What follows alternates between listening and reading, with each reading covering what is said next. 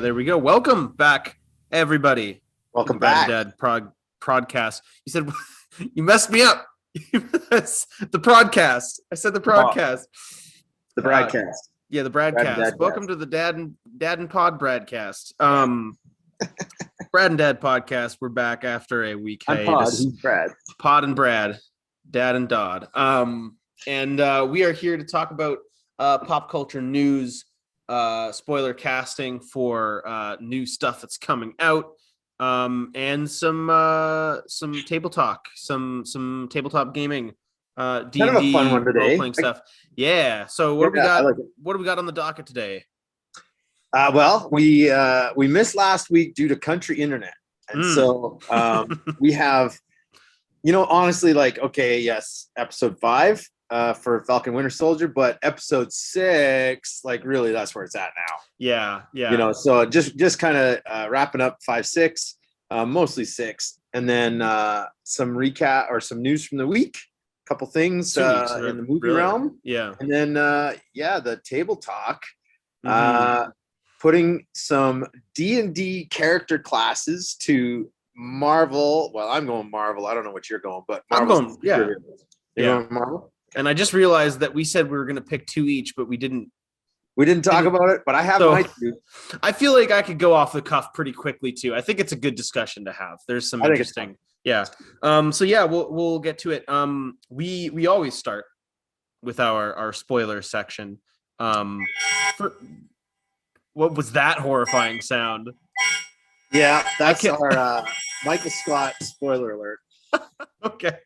Just thought I'd plug filtered that in. through the mic is surprise. Hearing that in the fog it sounds like a hurricane warning or something. You've been warned. Yeah, you've been warned. Spoilers ahead for episode 5 and 6 of Falcon and the Winter Soldier, and for the whole season. I can't imagine you watched the last 2 episodes. But yeah, we'll probably be kind of breaking down our overall thoughts on the show, and stuff like that. So yeah, if you haven't seen it yet, I highly recommend that you do so. Look away now. It's excellent, and hopefully at some point I'll put in time codes throughout the video, so you can just skip ahead to the news and the other parts of the show. So episode 5 and 6 bundled, I guess. Do we want to it doesn't make sense to recap them separately. No, I think let's just talk like the end of the series. Yeah.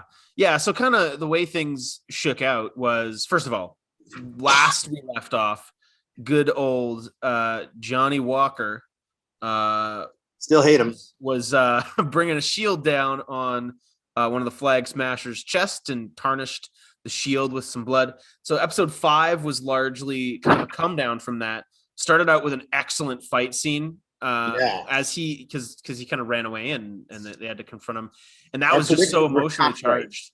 Oh man, he was so brutal. He was trying to use that same shield smash move like multiple times on Sam and Bucky. Like, I was like, that whole fight, I was just like, oh, this guy broke his arm to get the shield off, which was bonkers. That was savage. But they ended up getting the shield back. Sam took it, and everybody went back to the US kind of feeling pretty bad about themselves. Zemo went to the raft, got captured by the Dora Milaje, and they decided not to bring him back to Wakanda. He'd probably just die there, so they put him in the raft. And then that kind of was a soul-searching episode, which was really, really great characterization with Sam and Bucky kind of bonding over some boat fixing. Community came together, and they were sort of like, hey, maybe this shield thing is worth a shot. Maybe we should try to live up to this and do better and move forward. And I thought that stuff was great. What did you think of episode 5? It was a long time ago, man, but I was cheering Sam on. He's like, when Isaiah said, they will never allow a black Captain America, I was like, oh yeah, they will. Yeah. And it was just fun to watch that kind of build. We had made the prediction that episode 5 would start off with the cameras of all the people, the phone cams of all the people still rolling, and a big fight between Sam and Bucky and Captain America wannabe there. Yeah. Captain America. Captain America. Got him. We were half right. The fight happened, but out of the public eye. Kind of ran first, and then it was all kind of in a warehouse. So, but yeah, fantastic fight scene. Loved that. Loved the anticipation of Sam taking on the mantle of what's in the box. Yeah. What's in the box. Yeah, super cool. That's great. Yeah. Was it episode 5 that Julia Louis-Dreyfus appeared? It was because right after Walker, because he's brought back to the US, and they give him an other than honorable discharge, which I thought was a very poignant. Is that how you say that word? Poignant? I don't know. Anyway, poignant. Yeah, that's the idea that Isaiah Bradley went rogue to save his buddies and was put in jail and experimented on for 30 years, and then John Walker, White Captain America, is out there in broad daylight, murders a man with Captain America's shield without, like a foreign citizen. He just murders extrajudiciously.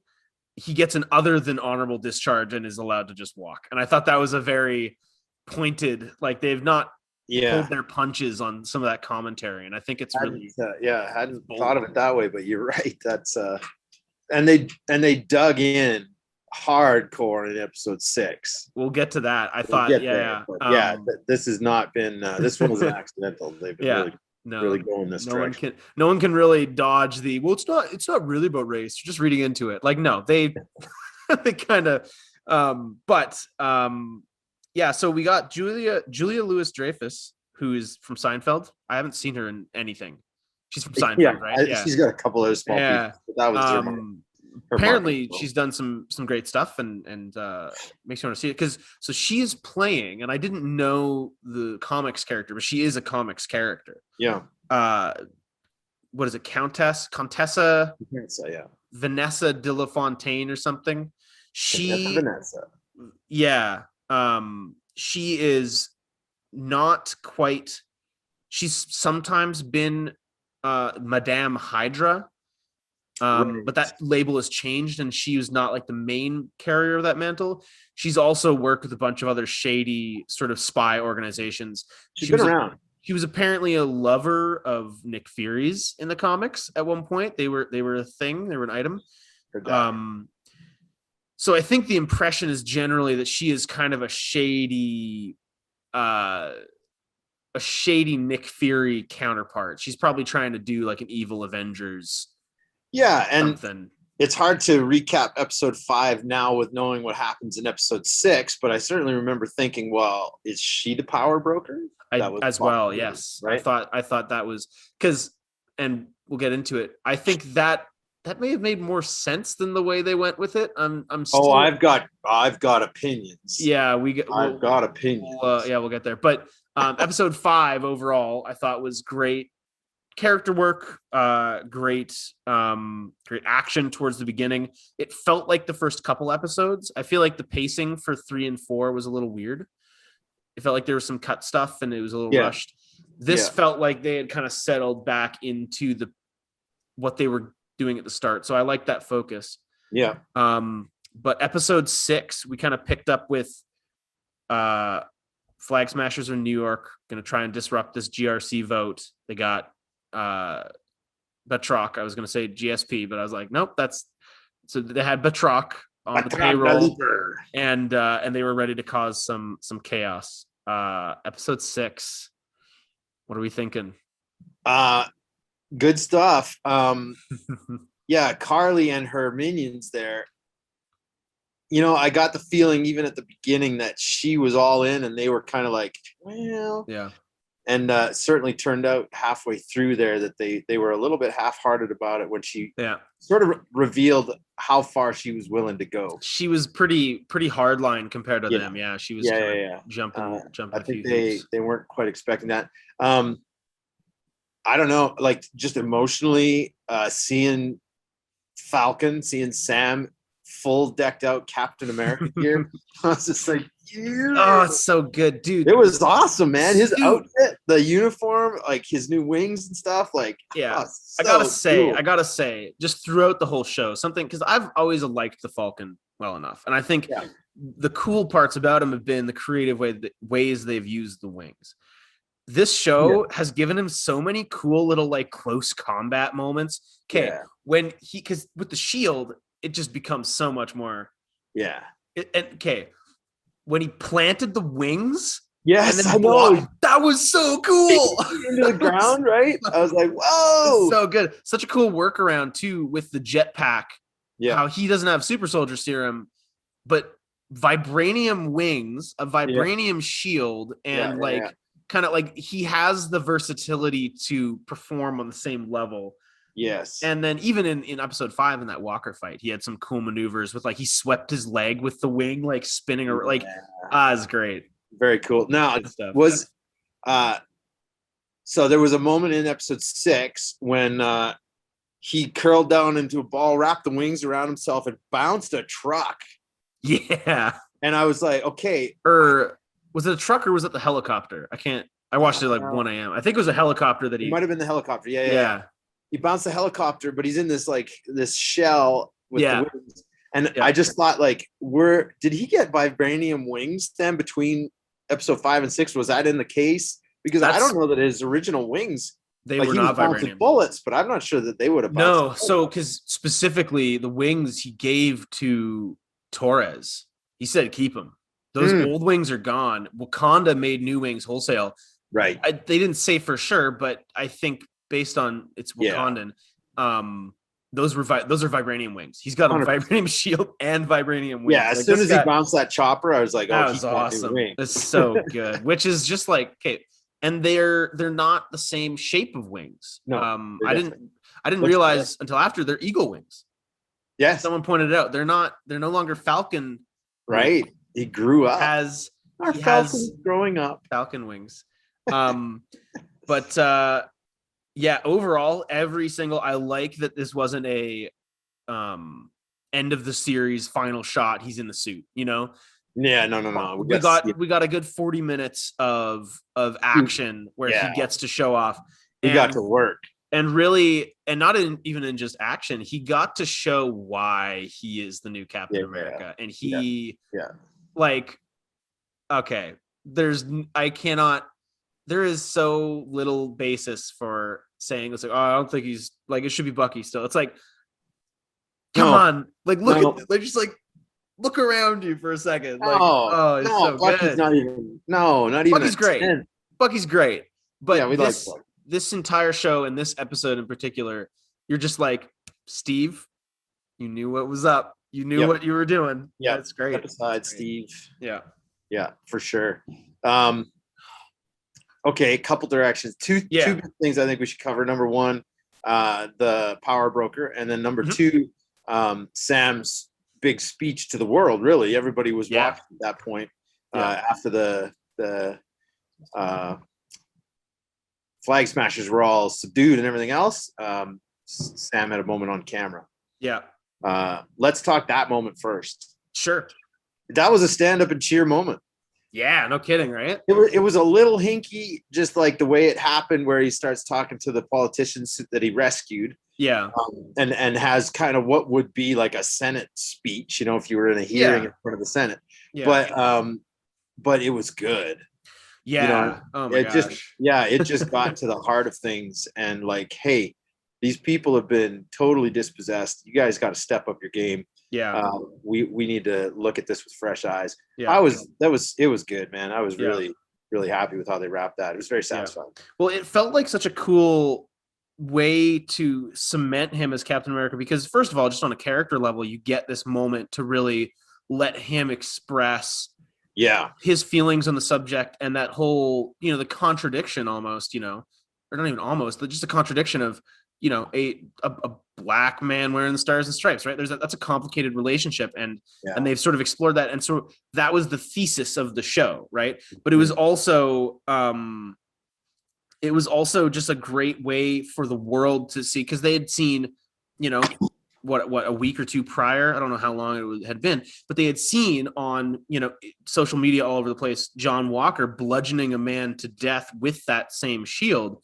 Yeah. So to have then this moment on a global scale where Sam Wilson gets to cement that, I thought that was just great, because going forward, that's just going to be such a, like, it if there was any risk of the shield becoming a stained icon, he managed to wipe it away. He changed the direction of that narrative, and I think it was a great way to. He's a leader now. Like, I feel like he's going to have such a large amount of support behind him, as far as being like a voice for these displaced people, and for like others. I think, like Isaiah, like the idea that he is striving to be an example, of what America should be, of what people should be. Yeah. And I think that's a really, really cool. I don't even know if Steve had that in some ways, that kind of reach, that kind of moment of impact, Yeah, 100%. I think that this conversation and Sam's monologue hasn't actually hit yet with everybody who's seen it. I think we're going to see this conversation trend this weekend. Yeah. After everybody has kind of got to have a Friday night with their Disney Plus account. Mm-hmm. And they hear that, especially in light of what's happened in the last week, 2 weeks. With the violence and the outcome of the trials, Chauvin there and stuff. I think that this is going to make a mark. I think people are going to stand up and notice, which is super cool. And it's a great thing that, I mean, Disney never really takes hardline stances on stuff like this. Yeah. And I don't think that this is necessarily like the hardest line stance they could take, but the fact that they have put out a piece of media that makes such a statement, especially, I just think the comics circles are not particularly progressive in a lot of ways. Right. There's a lot of pretty entrenched opinions that I've seen online and stuff that don't want, politics, right, in comics or games or whatever. But it's not politics. It's just human. Yeah. It's just human stuff, right? It's a human struggle. It's not a political struggle. And so I think this just stands as a really cool, like, I'm so excited to see where they go with Sam Wilson, Captain America. Yeah. And that end card, dude, where it's Captain America and the Winter Soldier. Yeah. Change it around. That was awesome. That's so good. Like, that was good. You've set the character up to be such a cool symbol. And his fighting style is just so cool. I just make him fight everybody. Yeah. That I just want to see those the more those wings plant in the ground, and he just oh boy. Yeah, it was so good. Cool. Yeah.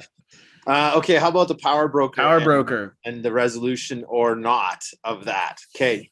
My hot take. Yeah. Look, okay, I might be wrong, but Sharon Carter did not sell it as the power broker. I didn't get it. I didn't feel it. I felt like, okay, so first of all, who blew up the armored car of Flag? That was Zemo. Because the old man in that car was his butler. That was his butler. Okay. And then I mean, it cut to him in the raft, so you can get the sense that he probably set things up before he got taken away, because he had a good few days probably before Bucky caught up to him. Sense. Yeah, I just didn't recognize the old dude, but yeah, you're right. He's in there for like 3 seconds, so it's not easy to recognize him, but yeah. So that was one, but that kind of resolves that. But I was reading some of the headlines. Inverse.com, their headline was the obvious twist of Sharon Carter as the power broker. I was like, dudes, if it's an obvious twist, it's not a twist. It sucks as a twist. It's obvious. Well, that was, I think, maybe the intention. I don't know if it's the intent. Like, it felt like they were telegraphing it so hard that it had to be a misdirect. Like there was kind of this feeling like they keep showing her in weirdly suspicious, like, oh, what's she up to? And it had this feeling of, you're supposed to think she's the power broker, and the answer gets more complicated. I thought even up until when she confronted Carly, that she works for the power broker and had helped them steal the serum.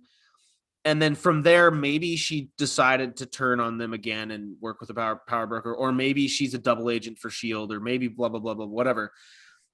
I would need to go back through it. I don't know if it all makes sense that she's power broker.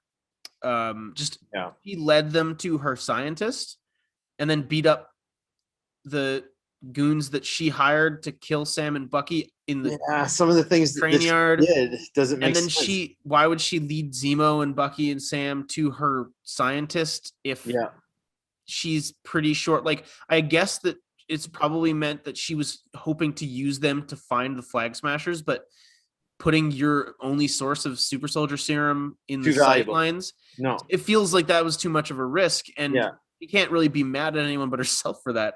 Yeah. And then also the idea that no one was suspicious of it, even though she's like, yeah, I sell stolen artwork in this giant nightclub in Madripoor.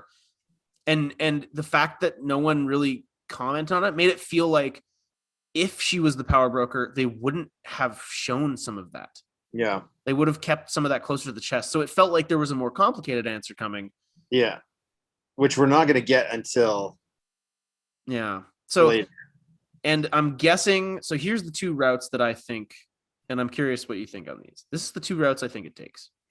Because we have two shows on the horizon that this could very easily tie into. The first is Armor Wars, which is with Don Cheadle and War Machine. Right. And it's an adaptation of a comic series where people start ripping off of Tony Stark's armor and making rip-off versions, and he's fighting, bootleg versions of Iron Man villains.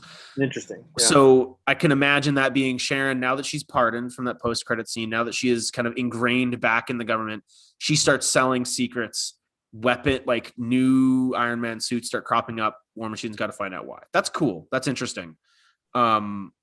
The other way that I think this goes is that Sharon Carter is a Skrull, because we're getting Secret Invasion with Nick Fury, and the idea that she has used the face and personality of Sharon Carter to move up in the crime world and then get pardoned and have this. She is now a linchpin for that Skrull infiltration. Yeah. And I think that would help with some of the character weirdness of this turnaround for Sharon Carter, where she has no problem with replicating the serum and betraying all these people. Like she's bitter, but if she's a Skrull, some of that weirdness gets resolved, I think. There's no dog in the fight then. That's extra commentary. Yeah. Plus, something that I was reading, and I don't know where it's confirmed, but apparently Sharon Carter was presumed to have been snapped. So either the power broker, I think, had to have been a title that she inherited from some other person, because they always refer to the power broker by he, him. And Zemo knew about the power broker, which he was active in the crime world before Sharon went on the run. Right. So there had to have been a power broker when he was running in those circles. Yeah. That she then took over for and just kept going anonymous, which makes sense. Yeah. But I kind of like the idea that real Sharon Carter died in the snap and is maybe out there hiding now that she's back. Yeah. And this Skrull has picked up that vacuum. Yeah. Or the Skrull had anticipated, or as soon as the snap was reversed, they intercepted Sharon, just knowing like they're playing chess, we're playing checkers kind of thing. Yeah. That she would be a good personality to put into upper levels, right? Yeah. There was a moment there where Sam and Bucky had called for reinforcements, and Sharon showed up in a mask. Yeah. But it was it was one of those digital masks, and she starts uncovering herself. I was like, what? Like, what is it? And then it was she pulled it off kind of Mission Impossible style. But I had a moment. It's Tom Cruise. No. He's not working right now. Yeah. He's like, I'm gonna jump on that building. I'm gonna get on the helicopter. And it's gonna be me. It's gonna be Tom Cruise. Yeah. Right. But I was just a moment there. I was like, what? Weird. And rewatching the show, maybe it works better. But as soon as people were like, maybe she's the power broker, it felt like that was too easy. No, it was so cheap the way she did it. The way she revealed herself. She was Yeah. like, you thought I am the power broker. It Yeah. was just like this weird, like, dun, dun, dun, Yeah. It wasn't at all the way that MCU has done. It felt, yeah, she already knew. Carly already knew that Sharon was the power broker. So Yeah. why would she have been calling the power broker No. he? Yeah, it didn't make Because she sense. had said, like, he's after us. So it did feel like, I think even maybe there's an argument to be made that was like reshoots or something, and then they had something else in the works. But I think despite it being a little janky, I do think the way they ended it is compelling. And I think that with time and other storylines, they can build on it and make it something interesting. I don't think it's like an unsalvageably bad thing. It just felt like kind of a letdown in terms of just this story. But yeah, I felt like I was like, hey, look over here, and it's all happening right here, right? So I definitely felt red herring. But regardless, that ended in a decent spot. We got John Walker throughout the show. He kind of wasn't a villain, I guess, in this episode. He got some redemption. I wasn't super on board. It felt like it kind of turned around. Like, I felt like he was on a warpath, and then he sort of became like buddy and was like, "Oh, I'm gonna quote he Lincoln." Just tries so hard. Yeah, but I think also there is something interesting.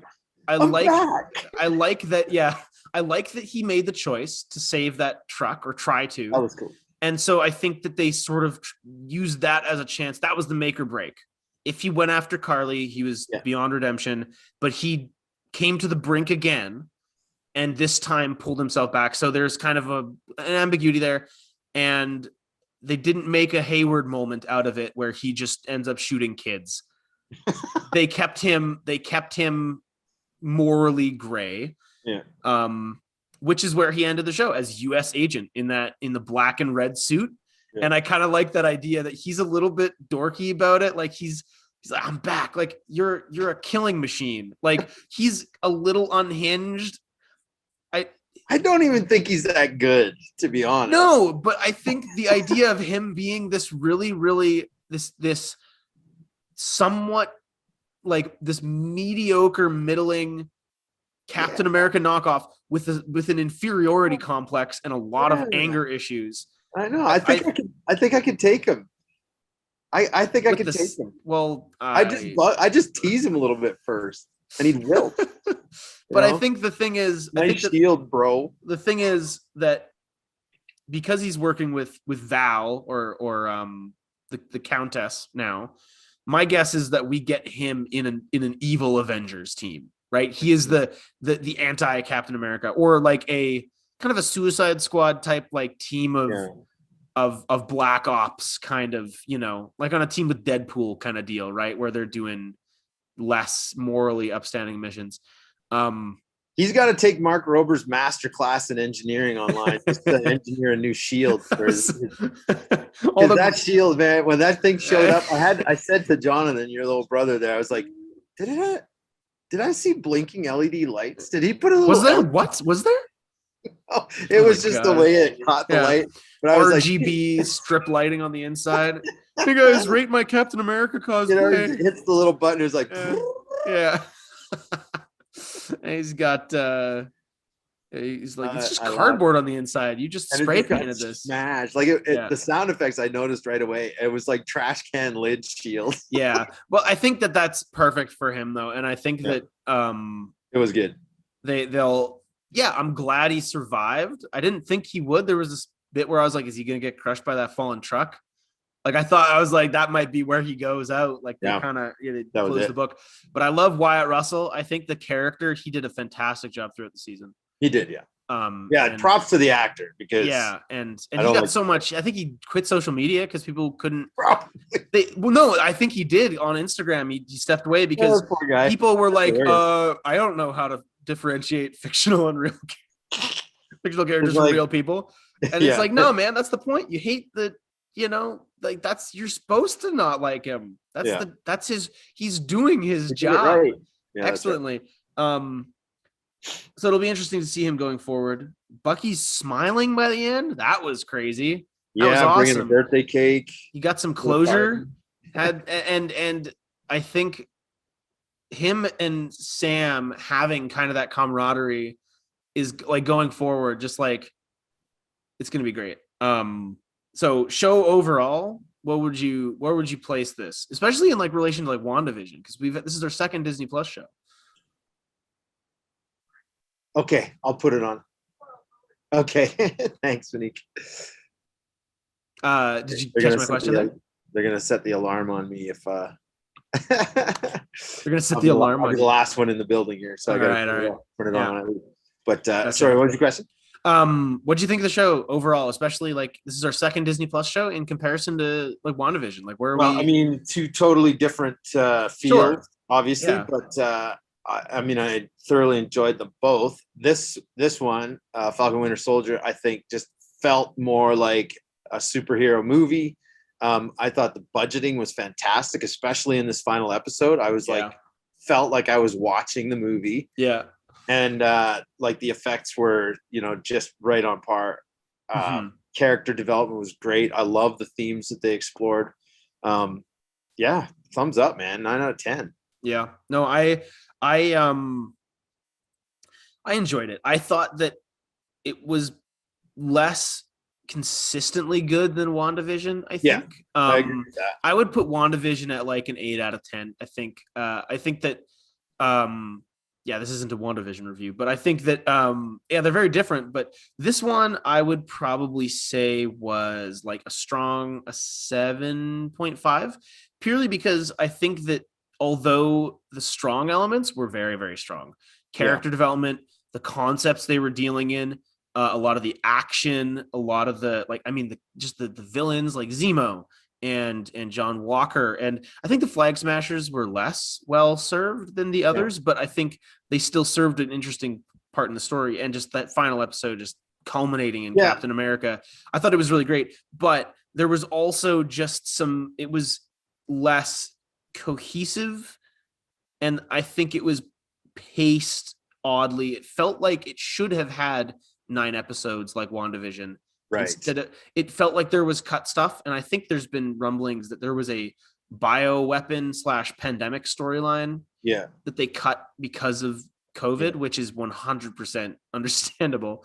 But I think that would explain why there's a reduced running time and why it feels kind of weird, some of the elements. Sure. Yeah, and you know what? I would qualify my 9 out of 10 because I felt like the last 3 episodes were better than the first 3. Sure.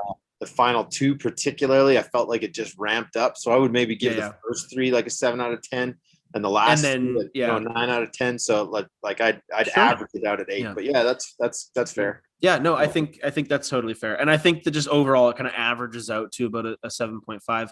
Sure. But that's well above positive. And I think that it was really, really good and an absolutely fantastic showing for these characters and for these people. So that leads into news, because I want to hit the first thing, which is just today. There's an article that came out, and I don't even know if I read the full article, but it basically, the writer of Falcon and the Winter Soldier, was it Malcolm Spellman? I think that's the guy. They are producing a Captain America 4 that is coming. Of course, it's starring Sam Wilson. Yes, and I'm just bringing it up here. Lead writer Malcolm Spellman has been tapped to co-write Captain America 4. Anthony Mackie back as Sam Wilson. And the timing was fantastic. It literally showed up on my timeline like 20 minutes before we went to air. Yeah. And so, excited. That's going to be great. I think that's a perfect. I was partially wondering if they were just going to drop a second season for this. We know that Loki is already signed on for a second season. They're planning to take that further. My guess is that's probably going to be a much more insular kind of storyline that they can't bring into the movies as quickly. But this makes a lot of sense. And I think continuing, because like you can't really do an Iron Man 4. No. Well, but because there's no real successor to Iron Man yet, but I think this is a cool way of continuing the original series. Yeah.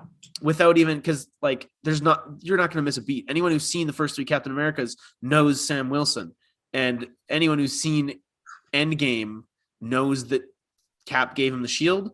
Anyone who's seen Falcon and the Winter Soldier knows he deserves that shield. That all works. Yeah, that's right. And I think that it's just so earned, and it's so that's going to be a good movie. I'm really excited for that movie. Yeah. Especially Bucky's got to be in it. They need to bring my boy back. So I think maybe that's where they deal with the Sharon storyline. I don't know. Maybe that's going to be its own thing. I have a hunch. Yeah, I have a hunch that it's going to be a continuation of the series. That'd be interesting. Yeah. Yeah. But that's the first else? big piece. News? So other news. I had one other thing in there that we are getting an adaptation that, oh my gosh, where did it go? Because it kind of took me by surprise, but my thing isn't loading, so it's probably not that big of a deal. This is a separate one to stall for time. Russell Crowe, did we talk about that? Russell Crowe is in Thor 4, more Thor. Thor 4. Did you see that? You know what? I did hear that. What's he playing? What's he doing? So it sounds to me like he might be a god of some description, but they haven't really been particular. Yeah. I have no idea, but I mean, we also know that we have Matt Damon, we have Sam Neill, we have basically, because they had them playing like fake versions of them in that they did a play of the events of Thor 2. Yeah. Thor 3, and it was like Matt Damon, and it was like knockoff versions of the characters. Yeah. They're doing the same thing in this one, but I feel like they will be larger characters. Yeah. So I feel like they're kind of bringing in some goofy Asgardian. It does kind of sound that way. Yeah, it's going to be Dionysus is not an Asgardian deity by any means, but like Russell Crowe could probably play like a more comedic, like jolly. Maybe he's another version of Thor, because we know we're getting Jane Foster as like female Thor, or maybe he's associated with the Guardians. Maybe he's like the Collector's brother or something. He's one of the. It could be fun. I found my piece. There's a Haunted Mansion movie coming out. It's moving forward. Yeah, okay. This was rumored years ago when they were doing rides as movies. Yeah. But yeah, so that one showed up, huh? Yeah. Is it going to have anything to do with Nightmare Before Christmas? Did they change it to Nightmare Before Christmas? Yeah, the Haunted ride Mansion has been Nightmare Before Christmas for quite a number of years now. I'm not up to date on my Haunted Mansion. Last time I was there was in 2004, and I had my eyes closed most of the time. So no, that was Indiana Jones. Sorry, it's been a little while. Indiana Jones, I went on the ride twice, and I didn't see any of it. So that's interesting. I mean, that falls right in line with monetizing the rest of the rides. Jungle Cruise is coming out the next year. Yeah. Haunted Mansion starring Dwayne Johnson. Did they question? So I am correct in that there was a Haunted Mansion movie with Eddie Murphy, right? I'm just trying to. Yeah, there was. What was it? Disney? I mean, it would have had to have been Disney, right? I think. Yeah, if it's Haunted Mansion, it's their property. It's their property. Right? But I distinctly remember that around the time that we were at Disneyland in 2004. That was the thing, right? Yeah. Yeah. You're very right there. But so there's not a lot of details on it. I mean, I think they have a writer attached, but considering that Pirates is sort of dried up, that was their other big franchise based on a ride. They're probably hoping that Jungle Cruise or this, it's a funny thing to think of, because I can't think of Pirates of the Caribbean ride anymore without thinking of the movie franchise. The movie, if you strip the movie franchise away, it was just another Disney ride. I mean, it was fun, but they built it into this thing through the shows. So could they do the same thing with something like Jungle Cruise or Haunted Mansion? No, I feel like I guess they did it with Pirates of the Caribbean. But Pirates of the Caribbean is such a broad concept in comparison. Like Pirates in the Caribbean. What can we do with that? Versus one New Orleans haunted mansion. I don't know. Like you could, we already have The Haunting of Hill House and Bly Manor on Netflix. We don't really need to belabor the turn it point. into a horror franchise like Yeah. Nightmare on Elm Street. I mean, Disney doing horror would be interesting, but I mean, yeah, I don't know. We'll have to see. The only other piece of news that I had was the Yeah. Shang-Chi trailer. Yes, and I think that what are we looking at for time? Because I want to get to the table talk. Yeah. But Shang-Chi trailer I want to talk about, so I feel like we don't need many news items if that's. What did you think of the Shang-Chi trailer? Well, I loved it, man. Like I love Crouching Tiger, Hidden Dragon kind of style, and it had that feel, but mixed it up with Marvel and some Doctor Strange vibes and stuff. And so I thought it was fun. Yeah, somebody rained on my parade, and they were like, "Well, it's just Mortal Kombat trailer," and I was like, "What are you talking about?" Well, I think so. Here's the thing. I have been waiting for that trailer for a long while because I had seen some leaks and rumblings about Shang-Chi. Yeah. And if you don't want any spoilers, maybe skip ahead. Because I think these are probably accurate. Basically the premise that they offered before many details were known was basically it's the Mortal Kombat tournament, but with Marvel characters. And the idea being that the 10 rings are the alien artifacts that the Mandarin has possession of. But this tournament is to earn the rings. And basically the Mandarin, being pretty old, wants Shang-Chi, his son, to participate to win the rings for him. And they bring in, I think there were some X-Men villains. There was, I believe the rumor was that Baron Mordo from Doctor Strange is going to be a participant. And basically it's a tournament arc. It's a series of fights, and based on what we've seen from that trailer is pretty vague. That lines up. And I'm very excited for that because, and as a plug for next week, Mortal Kombat, I'm watching that in an hour and a half. It's out now to rent digitally, and I am so pumped. I love Mortal Kombat. And if we get a Marvel theme of that, yes, I don't need, yes, it's just Mortal Kombat, but then we get 2 Mortal Kombat movies. That's more Mortal Kombat per combat. You can't go wrong. Mortal Kombat. Mortal Kombat. Yeah. I need a dad joke button. Dad joke. Yeah. But yeah, I thought that it was great. Choreography looked awesome. Yeah, super fun. It was great. I enjoyed it. Check it out. Yeah. Apparently, Simu Liu, the main guy playing Shang-Chi, he is a super experienced martial artist, and he's really worked for the role. It was good, and he's hilarious. If you've seen any of his Twitter stuff, he is very, very, very funny and very. I think this movie has the potential to kind of create a new leading man for the MCU. Cool. I think that based on what I've seen of him and what I know of him, he could get, like, that character could hit like Guardians or Iron Man. Nice. Like, no one knows who Shang-Chi is, really. Like, it's kind of an obscure pull from the comics.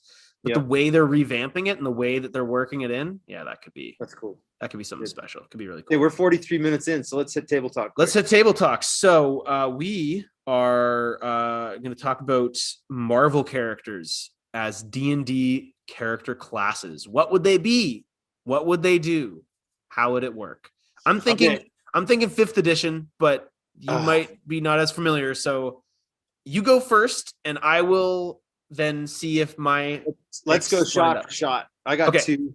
Okay. I'll do one, you do one. Okay, you go first. Okay, I'm gonna do low-hanging fruit. Yeah. And I'm gonna steal it. Maybe you've already thought of it. Yeah.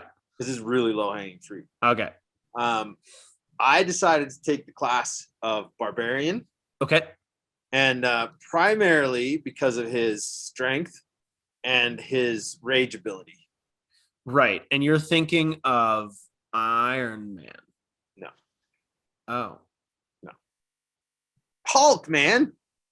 That Hulk makes more sense. Barbarian class. Right. Right? Yeah, of course. That totally lines up. Well, so that's interesting. And he just goes into rage. When he goes to Hulk mode, he just goes into rage. Yeah. But you'd have to make him like when he's not raging, he's got to be like a super smart scholarly Yeah. type barbarian. Well, It actually well, could be kind of funny. it's actually really fun. So something that I've been doing the last day and a half here, I'm actually working on a little homebrew tweak to the barbarian class Oh, that interesting. lets Okay. you take a few different things. You can do things that aren't just combat, that aren't just hitting things. And basically I have a couple abilities in there that are a bit more intelligence, and you get, more bonuses to intelligence checks and stuff, so you can kind of be that, like, that contrast. Yeah, Hulk 100% a barbarian. You could also, there are races. There's the Duragar race, Ashen Underdark dwarves. Right. They can, as a racial ability, they can enlarge themselves to large size. So if you wanted to play Hulk, you could probably, if you do a Duragar barbarian, That's so funny. you hit your rage and you increase in size, and then it's like, hey DM, can I turn green? That's such a weird ability, man. It is a weird ability, but if you flavor it like Hulk, it feels, it's a bit more cohesive. That's how I've always viewed it when I've cool. run Duragar. Sure. I just describe it as Imagine Hulk. Sure. Kind of deal. But yeah, you totally, that's exactly how I would imagine he works. So I'm gonna go for the other one, which this might be new to you, but if you're experienced with 5th edition and you kept up, Iron Man. Tony Stark is absolutely an artificer, which is a newer class. Oh yeah. The artificer class, they're like gadgeteers and stuff. Sure. Specifically in Tasha's Cauldron of Everything, they introduced a new subclass called the Armorist. Yeah. I've not played it. But the idea is you build yourself a suit of mechanical armor. Yep. That you infuse with magical abilities. Awesome. And you increase your armor. It's almost cheating because I'm pretty sure the reason that class exists is because of Iron Man. Right.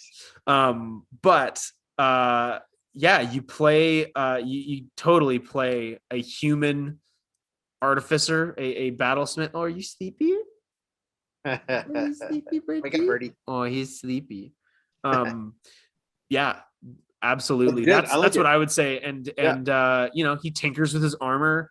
You flavor all of your spell casting like it's gadgets. Yeah. So like Bucky in Civil War, when Bucky's going Winter Soldier mode and goes to shoot Tony, and he has the gauntlet that he like pulls over his wrist and blocks the shot. That's your shield spell.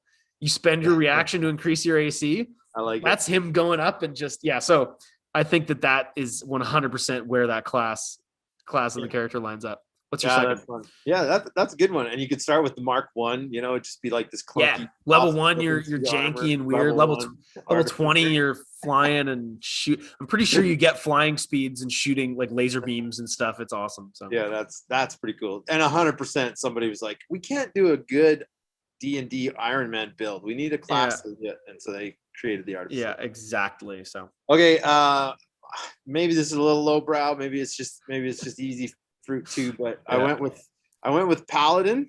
Okay. And I went with Thor.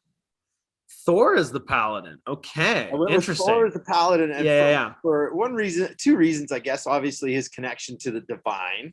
Yeah. I mean, he's literally a god. Yeah. But I don't know if it's still the case, but there was in the 2nd edition when Paladins, I can't remember what level they reached, but they went on a quest to get their Holy Avengers sword. And right.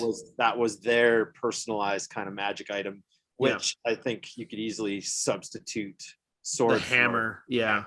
Yeah. And, and he smites enemies, and he's the only one who is worthy of picking it up until Cap came along. And he's got some magical abilities. Yeah, he's got his magic, some smite ability, flame strike or something like that, lightning strike. Yeah. I'm sure there's a subclass you could probably find an oath, a paladin. Yeah. They're paladin oaths. Yeah. The thing that I would be curious on is how you would get him flying, because he can fly around, and paladins don't really have that ability. Helmet. a magic item or something. I think you could wing also do, because I know that, I mean, there are tieflings that can have wings and they can fly, but that's, I mean, he's not a tiefling. No. However, there are Aasimar, which are the opposite, and they are like a celestial bloodline. They're like part angel kind of deal. Yeah. And they can manifest wings temporarily. Yeah. To fly around. And then they do bonus damage, I believe, while their wings are like out. So you could probably work that in. Yeah, the classic Paladin build too, from anything prior to 3rd edition was the ability to turn undead as well. Yeah.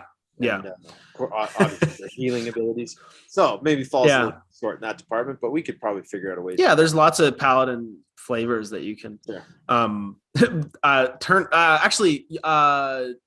undead is a cleric ability in 5th edition. I don't think Paladins don't actually have access to that, because I was just going to say a couple weeks ago I saved my party in the game I play in from a giant undead creature that was unkillable with a clutch turn undead that let us escape. All right. But I'm a cleric, not a paladin, so I was like, wait a second. But I think that Thor as a paladin would be a fun experiment to make it work. It might not be like 1-to-1, but I don't know if there's a closer. You got to bring back his the old English that he used to speak in the comics. Yeah, exactly. Yeah. Yeah. So my final one, because we're talking about Falcon the Winter Soldier and you didn't take it. Yeah. There is a subclass of fighter called the Battle Master. Okay. The Battle Master gets dice they can impart to allies for special maneuvers, and they can use their abilities to give allies extra attacks when it's not their turn, and stuff like that. I'm thinking either Steve Rogers or Sam Wilson as Captain America. Yeah. Battle Master fighter. Okay.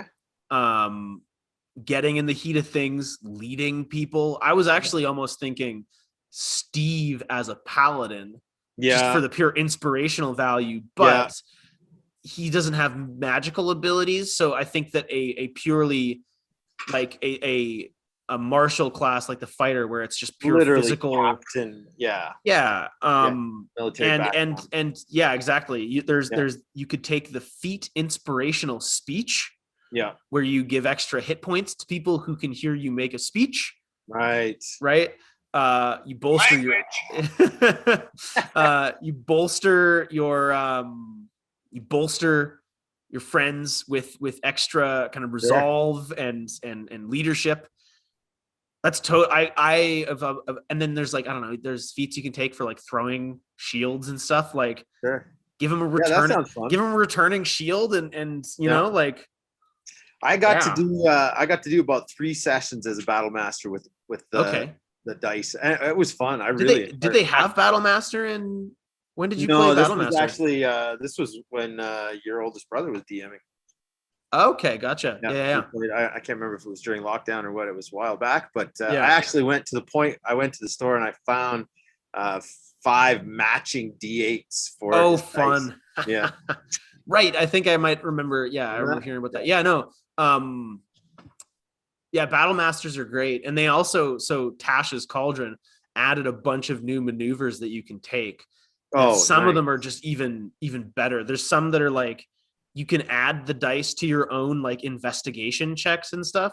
So you go into analytical mode, and you're not just a battle focused person. You actually are using your battlefield skills and applying them to tactics and deduction and stuff. So like a more cerebral kind of strategic battlefield leader.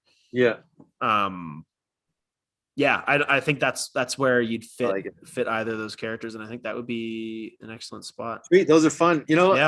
If anybody's listening to this and you want to chime in with the comments and give us your builds, match up superheroes with D&D classes, that'd be fun. That'd be a fun conversation. Throw it in. I'm sure there's lots of videos out there too. People building building lots of different fictional characters, but yeah, you build Batman as a battle master. I think that's what you would do. All his gadgets, or maybe he's an artificer. No, he's a Pathfinder character though. You'd have to use Pathfinder classes. He's like a weird like rogue artificer. Yeah. But rogue artificer multi-class for Batman, right? Because he can sneak around and do ninja stuff, but he's also got gadgets. So I don't know. Yeah. That's cool. All right. Well, we should land this X-Wing because let's do that. 55 minutes today, which is great. We missed last week. So yeah, exactly. A little bit of extra time. Next week, you guys, we're going to be talking about Mortal Kombat. Mortal Kombat. I'm so excited. I couldn't hear your version. Yeah, finish him. So we're gonna go over that. We're gonna go over potentially there was something else in my brain and it's gone, but that's fine. So no, we should have a quick look at the upcoming MCU, what's on tap. Oh, that's a great idea. Yeah, maybe some order of operations, like what's coming next. We know Loki's the next series, but beyond that, kind of what's on the event horizon is MCU offerings. That'd be fun. No, totally. And anything else in the toy, game, movie, pop culture realm. I remember the other thing I was going to say. Star Wars, The Bad Batch starts beginning of May. It's the animated. It's like kind of a Clone Wars sequel type thing. It's about that. They had the Bad Batch. It's a bunch of clones. They're a squad, and they were in the last season. So that's throughout May. I think that runs until Loki starts. Sweet. I'm not quite as like interested in that. I never watched the whole Clone Wars, but maybe we'll talk about that as that goes. Make that. That was the Clone Wars was our Saturday morning sweet cereal cartoon. We just watched an episode, so I might pick it up with that. Yeah, but either way, we will come back next week for more of all this goodness. Make sure to like and subscribe and follow us on all of our social media in order to catch episodes as they go live. And Brad and Dad in most places. That's right. Comment what you think Captain America or any of the other Avengers would be, and what would Thanos be? That's an excellent question. And what would Zemo be? And you could just name characters and we could spend another 10 minutes. Just go, just keep going. Just give her. Oh yeah, just let her rip, bud. So anyway, we're gonna dip out here. You guys have a great week, and we will catch you in 7 days roughly. Bye